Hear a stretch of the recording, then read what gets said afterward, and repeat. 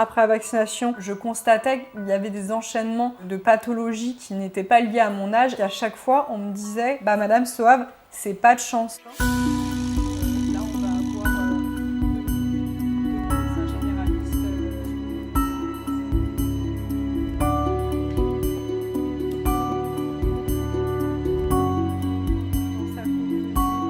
On m'expliquera que mes veines profondes sont en incontinence totale, donc je vais enchaîner des opérations en anesthésie générale. Et par la suite, ces pathologies se sont multipliées puisque les médecins ont constaté une pyélonéphrite, elle a une péricardite, une myocardite, elle n'a plus de règles depuis 9 mois. Elle a des problèmes cognitifs. Je n'ai jamais eu un dossier avec autant de polypathologies. J'ai 32 ans. Normalement, c'est à partir de là où on commence réellement tous ces projets en fait en tant qu'adulte. Et pour moi, là, il y a tout qui s'arrête.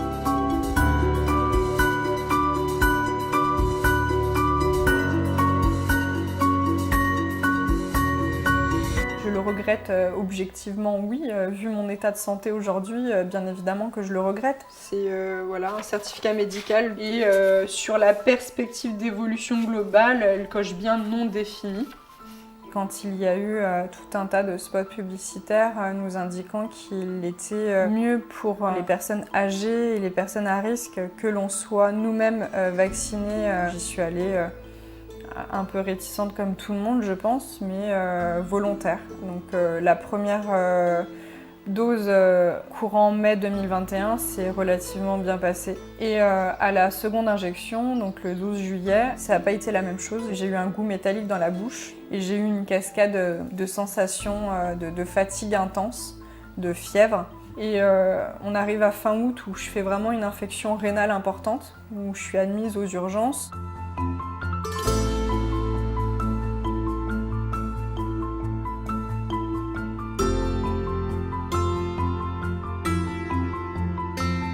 J'ai eu des points de suture de partout et donc l'impossibilité de me laver. C'était soit mon ami qui venait à mon domicile pour m'aider ou c'était les infirmiers qui me faisaient des toilettes. Mais ça a été 2 mois et demi, quasiment 3 mois d'humiliation, on va dire, pour une personne qui était vraiment totalement indépendante et qui n'avait besoin de personne auparavant. C'est tout juste pas possible, quoi. Elle ne peut plus vivre seule, elle ne travaille plus pour l'instant. Il y a à la fois des préjudices moraux, des préjudices fonctionnels qui font qu'aujourd'hui sa vie n'est plus normale.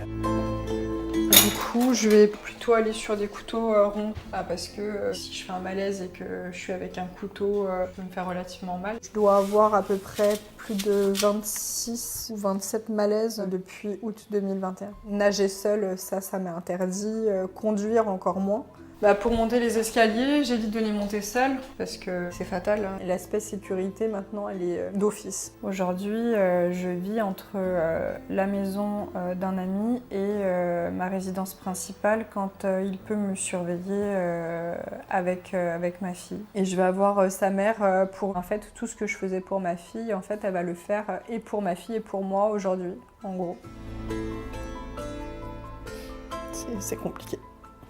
J'ai pas eu d'autre choix que de lui expliquer à un moment donné que maman était malade et je lui ai appris à composer le 18 au cas où. Ça, c'est ma prescription médicale pour mon taxi, pour l'Hôtel Dieu. J'ai mon dossier MDPH pour que je puisse apprendre une vie partielle chez moi.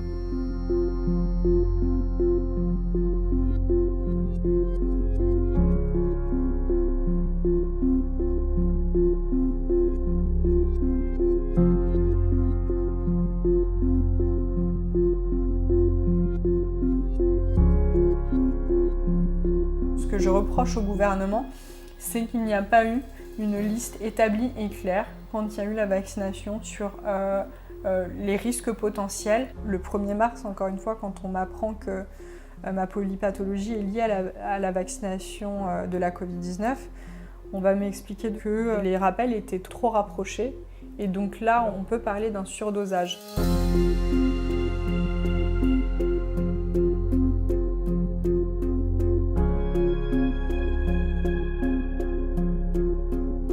J'ai donc eu énormément d'invitations et de forcing de toute la sphère covidosceptique, comme certains médias les appellent. C'est des gens qui souhaitent récupérer nos souffrances pour en faire une force de communication et créer une opportunité politique. Humblement, je peux pas dire qu'il ne fallait pas faire cette vaccination. Maintenant, l'absence d'observation, ça non, je ne peux pas l'accepter.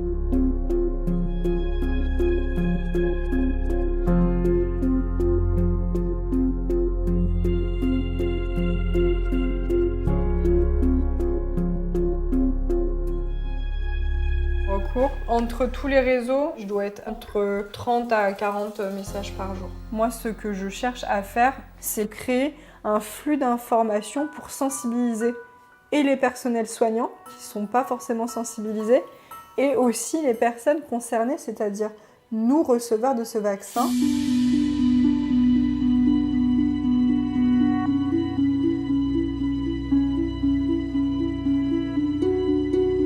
L'objectif recherché, c'est de bien démontrer la responsabilité du laboratoire Pfizer dans la survenance de toutes ces polypathologies. Le paradoxe, c'est que demain, je vais plaider contre une avocate qui est payée par la société Pfizer et les frais d'avocat sont également pris en charge par l'État français et donc par le contribuable. Pfizer a obtenu des États européens et notamment de la France de porter au contrat une clause, on va dire, d'irresponsabilité financière au terme de laquelle la société se verra indemnisée par l'État français des sommes qu'elle aurait à verser, par exemple, pour faire reconnaître le préjudice d'Héloïse. Alors quand bien même c'est pot de fer contre pot de terre, on ira jusqu'au bout pour tenter d'établir ce lien de causalité entre les pathologies et le lien avec la vaccination. Je sais que ce sera un long combat pour qu'il y ait une première reconnaissance judiciaire et je pense que ça ouvrira une voie d'espoir pour les victimes des fins désirables liées à la vaccination de la Covid-19.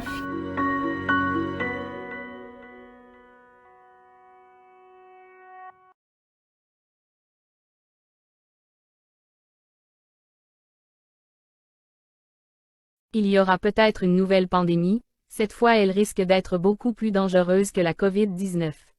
Candida auris aussi appelé super champignon, est l'une des rares espèces de candida pouvant provoquer une candidose chez l'homme. La candidose est souvent contractée dans les hôpitaux par des patients dont le système immunitaire est affaibli. Elle est caractérisée par une invasion du flux sanguin. Une personne atteinte a environ 30 à 60% de chances de ne pas s'en sortir, ce qui est énorme comparativement aux 1 à 2% de chances de décès que cause le coronavirus. Les symptômes d'une infection au Candida auris sont une fièvre modérée à intense, des courbatures et une fatigue intense. La transmission du Candida auris se fait en touchant des surfaces contaminées ou par contact direct entre deux personnes. L'hygiène des mains demeure la meilleure protection. Le super champignon a été identifié pour la première fois en 2009 à partir d'une souche isolée de l'oreille externe chez une patiente japonaise. Mais d'où vient le Candida auris? Ce champignon, résistant aux médicaments, se serait développé grâce à l'utilisation intensive de fongicides dans les cultures agricoles.